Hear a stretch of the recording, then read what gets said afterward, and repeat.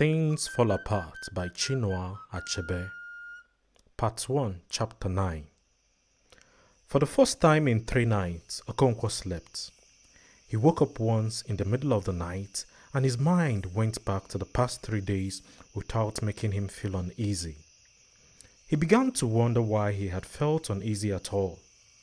It was like a man wandering in broad daylight why a dream had appeared so terrible to him at night.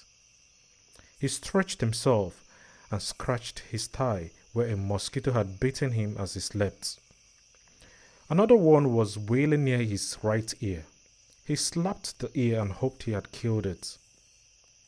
Why do they always go for one's ear? When he was a child, his mother had told him a story about it, but it was as silly as all women's stories. Mosquito, she had said, had asked Ear to marry him, whereupon Ear fell on the floor in uncontrollable laughter. "How much longer do you think you will live?" she asked. "You are already a skeleton." Mosquito went away humiliated, and any time he passed her way, he told Ear that he was still alive. Okonkwo turned to his side and went back to sleep. He was roused in the morning by someone banging on his door. "Who is that?" he growled. He knew it must be Ekwefi. Of his 3 wives, Ekwefi was the only one who would have the audacity to bang on his door. "Ezinma is dying," came her voice, and all the tragedy and sorrow of her life was packed in those words. Okonkwo sprang from his bed, pushed back the bolt on his door, and ran into Ekwefi's hut. Ezinma lay shivering on a mat beside a huge fire that her mother had kept burning all night. "It is Iba," said Okonkwo as he took his machete and went into the bush to collect the leaves and grasses and barks of trees that went into making the medicine for Iba. Ekwefi knelt beside the sick child, occasionally feeling with her palm the wet, burning forehead. Ezinma was the only child and the center of her mother's world. Very often, it was Ezinma who decided what food her mother should prepare. Ekwefi even gave her such delicacies as eggs, which children were rarely allowed to eat because such food tempted them to steal. One day, as Ezinma was eating an egg, Okonkwo had come in unexpectedly from his hut. He was greatly shocked and swore to beat Ekwefi if she dared to give the child eggs again. But it was impossible to refuse Ezinma anything. After her father's rebuke, she developed an even keener appetite for eggs, and she enjoyed above all the secrecy in which she now ate them. Her mother always took her into their bedroom and shut the door. Ezinma did not call her mother Nne like all children. She called her by her name, Ekwefi, as her father and all the grown-up people did. The relationship between them was not only that of mother and child. There was something innate like the companionship of equals, which was strengthened by such little conspiracies as eating eggs in the bedroom. Ekwefi had suffered a good deal in her life. She had borne 10 children, and 9 of them had died in infancy, usually before the age of 3. As she buried one child after another, her sorrow gave way to despair and then to grim resignation. The birth of her children, which should be a woman's crowning glory, became for Ekwefi more physical agony devoid of promise. The naming ceremony after 7 market weeks became an empty ritual. Her deepening despair found expression in the names she gave her children. One of them was a pathetic cry, "Onwumbiko," "Death, I implore you." But death took no notice. Onwumbiko died in his 15th month. The next child was a girl, Ozemena. May it not happen again. She died in her 11th month, and 2 others after her. Ekwefi then became defiant and called her next child Onwuma, death may please himself, and he died. After the death of Ekwefi's second child, Okonkwo had gone to a medicine man who was also a diviner of the Afa oracle to inquire what was amiss. This man told him that the child was an Ogbanje, one of those wicked children who, when they died, entered their mother's wombs to be born again. When your wife becomes pregnant again, he said, let her not sleep in her hut. Let her go and stay with her people. In that way, she will elude her wicked tormentor and break its evil cycle of birth and death. Ekwefi did as she was asked. As soon as she became pregnant, she went to live with her old mother in another village. It was there that her third child was born and circumcised on the 8th day. She did not return to Okonkwo's compound until 3 days before the naming ceremony. The child was called Onwumbiko. Onwumbiko was not given proper burial when he died. Okonkwo had called in another medicine man who was famous in the clan for his great knowledge about Ogbanje children. His name was Okabwe Oyanwa. Okabwe was a very striking figure, tall, with a full beard and a bowed head. He was light in complexion and his eyes were red and fiery. He always gnashed his teeth as he listened to those who came to consult him. He asked Okonkwo a few questions about the dead child. All the neighbors and relations who had come to mourn gathered round them. On what market day was it born? He asked. Oh yeah, replied Okonkwo. And it died this morning? Okonkwo said yes, and only then realized for the first time that the child had died on the same market day as it had been born. The neighbors and relations also saw the coincidence and said among themselves that it was very significant. Where do you sleep with your wife, in your obi or in her own hut? Asked the medicine man. In her hut. In future, call her into your obi. The medicine man then ordered that there should be no mourning for the dead child. He brought out a sharp razor from the goatskin bag slung from his left shoulder and began to mutilate the child. Then he took it away to bury in the evil forest, holding it by the ankle and dragging it on the ground behind him. After such treatment, it would think twice before coming again, unless it was one of the stubborn ones who returned carrying the stamp of their mutilation, a missing finger, or perhaps a dark line where the medicine man's razor had cut them. By the time Onwumbiko died, Ekwefi had become a very bitter woman. Her husband's first wife had already had 3 sons, all strong and healthy. When she had born her 3rd son in succession, Okonkwo had slaughtered a goat for her, as was the custom. Ekwefi had nothing but good wishes for her. But she had grown so bitter about her own that she could not rejoice with others over their good fortune.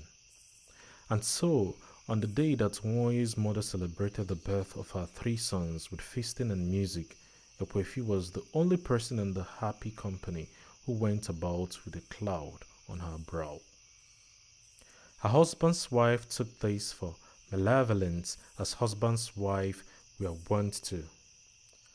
How could she know that Ekwefi's bitterness did not flow outwards to others, but inwards into her own soul, that she did not blame others for their good fortune, but her own evil chi who denied her any? At last Ezinma was born, and although ailing, she seemed determined to live. At first, Ekwefi accepted her, as she had accepted others, with listless resignation. But when she lived on for her 4th, 5th, and 6th years, love returned once more to her mother, and with love anxiety. She determined to nurse her child to health and to put all her being into it. She was rewarded by occasional spells of health during which Ezinma bubbled with energy like fresh palm wine. At such times, she seemed beyond danger, but all of a sudden she would go down again. Everybody knew she was an Ogbanje. These sudden bouts of sickness and health were typical of her kind, but she had lived so long that perhaps she had decided to stay. Some of them did become tired of their evil rounds of birth and death, or took pity on their mothers and stayed. Ekwefi believed deep inside her that Ezinma had come to stay. She believed because it was that faith alone that gave her own life any kind of meaning. And this faith had been strengthened when a year or so ago a medicine man had dug up Ezinma's iyi-uwa. Everyone knew then that she would live because her bond with the world of Ogbanje had been broken. Ekwefi was reassured, but such was her anxiety for her daughter that she could not rid herself completely of her fear. And although she believed that the iyi-uwa which had been dug up was genuine, she could not ignore the fact that some really evil children sometimes misled people into digging up a specious one. But Ezinma's iyi-uwa had looked real enough. It was a smooth pebble wrapped in a dirty rag. The man who dug it up was the same Okabwe who was famous in all the clan for his knowledge in these matters. Ezinma had not wanted to cooperate with him at first, but that was only to be expected. No Ogbanje would yield her secrets easily, and most of them never did because they died too young, before they could be asked questions. "Where did you bury your iyi-uwa?" Okabwe had asked Ezinma. She was 9 then and was just recovering from a serious illness.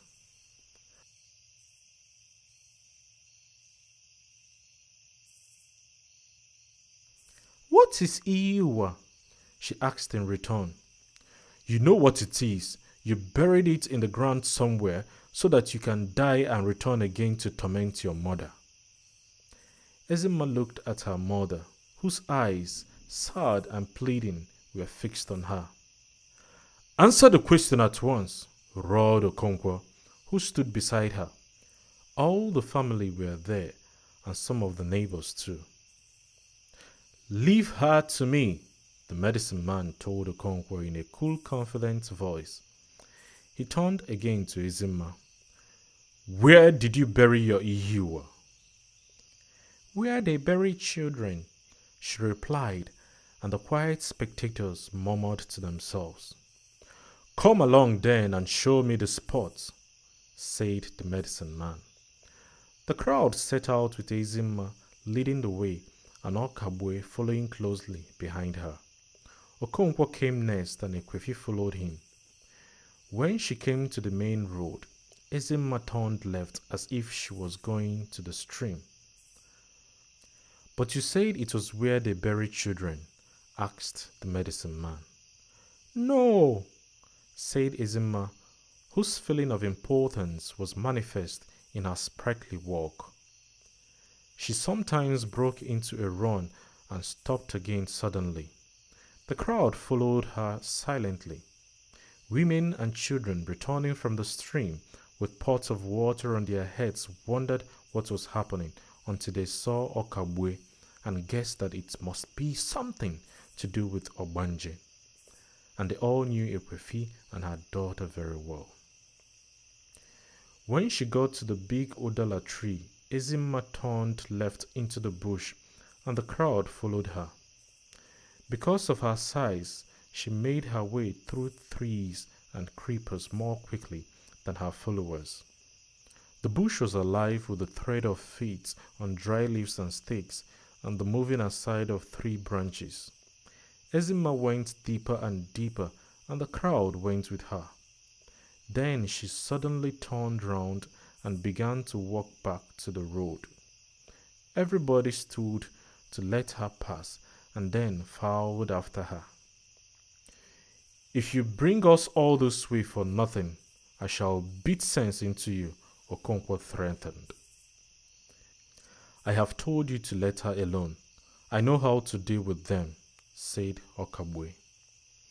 Ezinma led the way back to the road, looked left and right, and turned right, and so they arrived home again. "Where did you bury your iyi-uwa?" asked Okabwe when Ezinma finally stopped outside her father's obi. Okabwe's voice was unchanged. It was quiet and confident. "It is near that orange tree," Ezinma said. "And why did you not say so, you wicked daughter of Akalogli?" Okonkwo swore furiously. The medicine man ignored him. "Come and show me the exact spot," he said quietly to Ezinma. "It is here," she said when they got to the tree. "Point to the spot with your finger," said Okabwe. "It is here," said Ezinma, touching the ground with her finger. Okonkwo stood by, rumbling like a thunder in the rainy season. "Bring me a hoe," said Okabwe. When Ekwefi brought the hoe, he had already put aside his goatskin bag and his big cloth and was in his underwear. A long and thin strip of cloth wound round his waist like a belt and then passed between the legs to be fastened to the belt behind. He immediately set to work, digging a pit where Ezinma had indicated. The neighbors sat around watching the pit becoming deeper and deeper. The dark topsoil soon gave way to the bright red earth with which women scrubbed the floors and walls of huts. Okabwe walked tirelessly and in silence, his back shining with perspiration. Okonkwo stood by the pit. He asked Okabwe to come up and rest while he took a hand, but Okabwe said he was not tired yet. Ekwefi went into her hut to cook yams. Her husband had brought out more yams than usual because the medicine man had to be fed. Ezinma went with her and helped in preparing the vegetables. "There is too much vegetable," she said. "Don't you see the pot is full of yams?" Ekwefi asked. "And you know how leaves become smaller after cooking?" "Yes," said Ezinma. "That was why the snake lizard killed his mother." "Very true," said Ekwefi. "He gave his mother 7 baskets of vegetables to cook, and in the end there were only 3, and so he killed her," said Ezinma. "That is not the end of the story." "Oh ho," said Ezinma. "I remember now. He brought another 7 baskets and cooked them himself, and there were again only 3, so he killed himself too." Outside the Obi, Okabwe and Okonkwo were digging the pit to find where Ezinma had buried her iyi-uwa. Neighbors sat around watching. The pit was now so deep that they no longer saw the digger. They only saw the red earth he threw up mounting higher and higher. Okonkwo's son Nwoye stood near the edge of the pit because he wanted to take in all that happened. Okabwe had again taken over the digging from Okonkwo. He walked as usual in silence. The neighbors and Okonkwo's wives were now talking. The children had lost interest and were playing. Suddenly, Okabwe sprang to the surface with the agility of a leopard. "It is very near now," he said. "I have felt it." There was immediate excitement and those who were sitting jumped to their feet. "Call your wife and child," he said to Okonkwo. But Ekwefi and Ezinma had heard the noise and run out to see what it was. Okabwe went back into the pit, which was now surrounded by spectators. After a few more holefuls of earth, he struck the iyi-uwa. He raised it carefully with a hoe and threw it to the surface. Some women ran away in fear when it was thrown, but they soon returned and everyone was gazing at the rag from a reasonable distance. Okabo emerged, and without saying a word or even looking at the spectators, he went to his goatskin bag, took out 2 leaves, and began to chew them. When he had swallowed them, he took up the rags with his left hand and began to untie it. And then the smooth shiny pebbles fell out. He picked it up. "Is this yours?" he asked Ezinma. "Yes," she replied.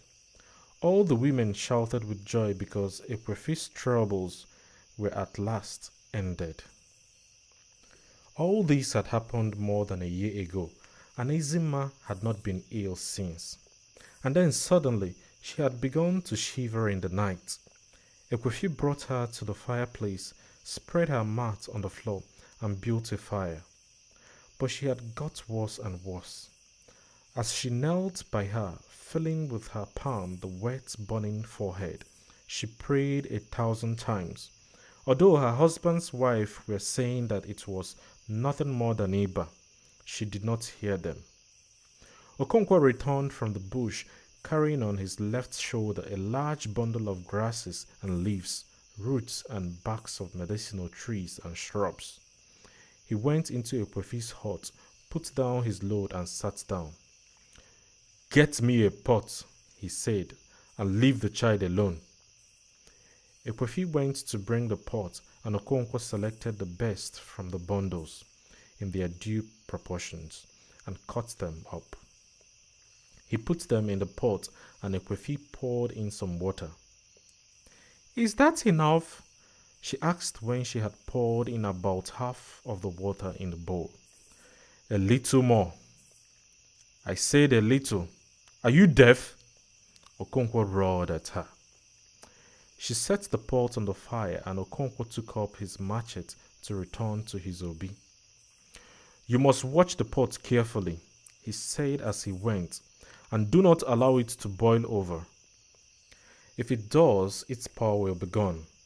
He went away to his hut, and Ekwefi began to tend to the medicine pot, almost as if it was itself a sick child. Her eyes went constantly from Ezinma to the boiling pot and back to Ezinma. Okonkwo returned when he felt the medicine had cooked long enough. He looked it over and said it was done. "Bring me a low stool for Ezinma," he said, "and a thick mat."